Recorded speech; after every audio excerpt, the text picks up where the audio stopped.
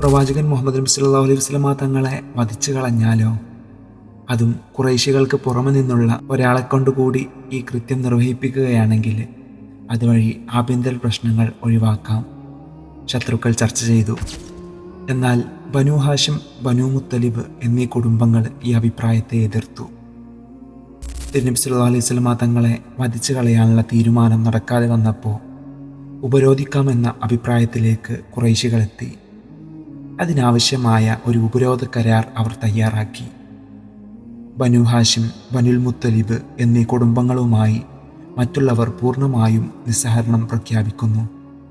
അവരിൽ നിന്ന് വിവാഹബന്ധങ്ങൾ സ്വീകരിക്കാനോ ഉണ്ടാക്കാനോ പാടില്ല. സാധനങ്ങൾ വാങ്ങാനോ വിൽക്കാനോ പാടില്ല. അവരോട് യാതൊരു വിധത്തിലുള്ള അനുകമ്പയും കാണിക്കാൻ പാടില്ല. പ്രവാചകൻ സല്ലല്ലാഹു അലൈഹി വസല്ലമ തങ്ങളെ വധിക്കാൻ വിട്ടുതരുന്നത് വരെ ഈ ഉപരോധം തുടരും. ഇതായിരുന്നു അവരുടെ നിസ്സഹകരണ ഉടമ്പടി. ഇത് രേഖപ്പെടുത്തി കാബയുടെ അകത്തളത്തിൽ സൂക്ഷിച്ചു. ഉപരോധത്തെ തുടർന്ന് ബനൂ ഹാഷിം, ബനുൽ മുത്തലിബ് കുടുംബക്കാർ ഒന്നാകെ ഷെയ്ബ് അബൂ ത്വാലിബിൽ ഒറ്റപ്പെട്ടു. വിശ്വാസികളും കുടുംബക്കാരായ അവിശ്വാസികളും ഏറെ ദുരിതത്തിലായി. ഒളിച്ചും പാർത്തും എത്തുന്ന അല്പം ഭക്ഷണത്തിൽ അവർക്ക് തൃപ്തിപ്പെടേണ്ടി വന്നു. അതും എത്താതെയായാൽ മുഴുപട്ടിണിയിലാകും. പലപ്പോഴും തായ്വരയിലെ ഇലയും കായും ഉണക്കത്തോലും കഴിക്കേണ്ടി വന്നു. അങ്ങനെ ഉരമുള്ള വസ്തുക്കൾ കഴിച്ച് പലരുടെയും വായകൾ മുറിവായി. മൃഗങ്ങൾ വിസർജിക്കുന്നത് പോലെയായി അവരുടേതും. ഉപരോധം ശക്തമായി നിലനിർത്താൻ തന്നെ ഖുറൈശികൾ സദാ ശ്രദ്ധിച്ചു.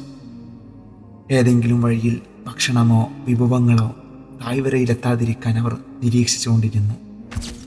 ഹക്കീം ബിൻ ഹിസാം അമ്മായിയായ ഖദീജ റളിയല്ലാഹു അൻഹയ്ക്ക് വേണ്ടി കൊണ്ടുപോയ ധാന്യം വഴിയിൽ വെച്ച് അബൂജഹൽ തടഞ്ഞു. ഭക്ഷണം എത്തിച്ചു കൊടുക്കുന്ന പക്ഷം പരസ്യമായി മാനം കെടുത്തുമെന്ന് ഭീഷണിപ്പെടുത്തി. ശ്രദ്ധയിൽപ്പെട്ട അബുൽ ബക്തരി പറഞ്ഞു, അയാളെ അയാളുടെ വഴിക്ക് വിടൂ. അയാളുടെ അമ്മായിക്ക് ഭക്ഷണവുമായിട്ട് പോവുകയല്ലേ. പക്ഷേ അബൂജഹൽ അത് കൂട്ടാക്കിയില്ല. അവർ തമ്മിൽ വാക്കേറ്റമായി. അവസാനം ഒട്ടകത്തിൻ്റെ താടിയെല്ലെടുത്ത് അബൂജഹലിനെ അടിച്ച് മുറിവേൽപ്പിച്ചു, ചവിട്ടി മർദ്ദിച്ചു. ഈ വിവരം മുഹമ്മദ് നബി സല്ലല്ലാഹു അലൈഹി വസല്ലമ തങ്ങൾ അറിയുന്നത് ഖുറൈശികൾക്ക് ഏറെ മാനക്കേടായിരുന്നു.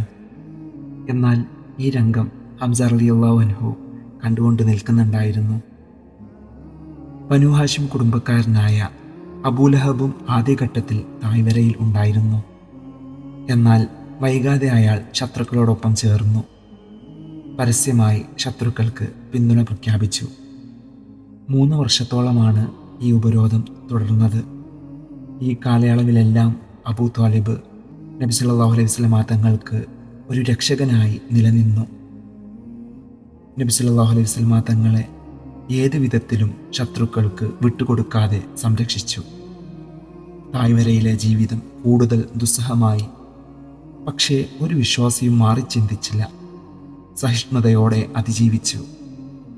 അങ്ങനെയിരിക്കെ ഒരു ദിവസം നബി സല്ലല്ലാഹു അലൈഹി വസല്ലമ തങ്ങൾ അബൂ ത്വാലിബിനെ വിളിച്ചു. എന്നിട്ട് പറഞ്ഞു, എളാപ്പ, ഖുറൈശികൾ നമുക്കെതിരെ തയ്യാറാക്കി കാബയുടെ ഉള്ളിൽ സൂക്ഷിക്കുന്ന കരാർ പത്രം ചിതലരിച്ചിരിക്കുന്നു. അള്ളാഹുവിൻ്റെ നാമം ഒഴികെയുള്ള ഭാഗങ്ങൾ മുഴുവൻ നശിച്ചിരിക്കുന്നു. അബൂ ത്വാലിബ് ചോദിച്ചു, അള്ളാഹുവാണോ മോനെ ഇതറിയിച്ചത്? അതെ, നബി സല്ലല്ലാഹു അലൈഹി വസല്ലമ തങ്ങൾ മറുപടി നൽകി. അങ്ങനെ അബൂ ത്വാലിബ് ഒരു സംഘത്തോടൊപ്പം ഖുറൈശികളെ സമീപിച്ചു. അവർ വിചാരിച്ചു ഉപരോധത്തിൽ മനം മടുത്ത് മുഹമ്മദിനെ ഖുറൈശികൾക്ക് വിട്ടുകൊടുക്കാൻ സമ്മതിച്ചു വരികയാണെന്ന്. അബൂ ത്വാലിബ് അവരോട് സംസാരിച്ചു തുടങ്ങി. നമുക്കിടയിൽ സംഭവിച്ചതൊക്കെ സംഭവിച്ചു. ഇനി അത് വിശദീകരിക്കുന്നില്ല. നമുക്കെതിരെ എഴുതിയ കരാറൊന്നെടുക്കൂ. നമുക്കിടയിലുള്ള പ്രശ്നത്തിന് നമുക്ക് പരിഹാരം കണ്ടെത്താം. അങ്ങനെ ചിതലരിച്ച കാര്യം മുൻകൂട്ടി പറഞ്ഞില്ല. ഖുറൈശികൾ കാബയുടെ ഉള്ളിൽ നിന്ന് കരാർ അടക്കം ചെയ്ത പേടകം സദസ്സിൽ ഹാജരാക്കി. അപ്പോൾ അബൂ ത്വാലിബ് ഇടപെട്ടു. ഞാൻ നമുക്കിടയിൽ മധ്യസ്ഥത വഹിക്കാനാണ് വന്നിട്ടുള്ളത്. എൻ്റെ സഹോദരപുത്രൻ പറയുന്നു, അവിടുന്ന് പൊതുവെ കളവ് പറയാറില്ലല്ലോ. നിങ്ങൾ നമുക്കെതിരെ അക്രമപരമായി എഴുതിയുണ്ടാക്കിയ കരാർ പത്രത്തിലേക്ക് അള്ളാഹു ചിതലുകളെ അയച്ചിരിക്കുന്നു. നിങ്ങൾ എഴുതിയ പത്രത്തിലെ അള്ളാഹു എന്ന പദമൊഴികെ എല്ലാം ചിതലുകൾ ഭക്ഷിച്ചിരിക്കുന്നു.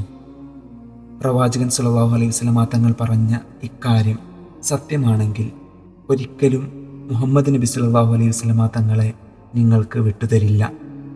സത്യമല്ലെങ്കിൽ നിങ്ങൾക്ക് വിട്ടുതരാം. ഇതോടെ നമ്മുടെ ഇടയിലുള്ള പ്രശ്നങ്ങളെ അവസാനിപ്പിക്കാം. അവരത് സമ്മതിച്ചു.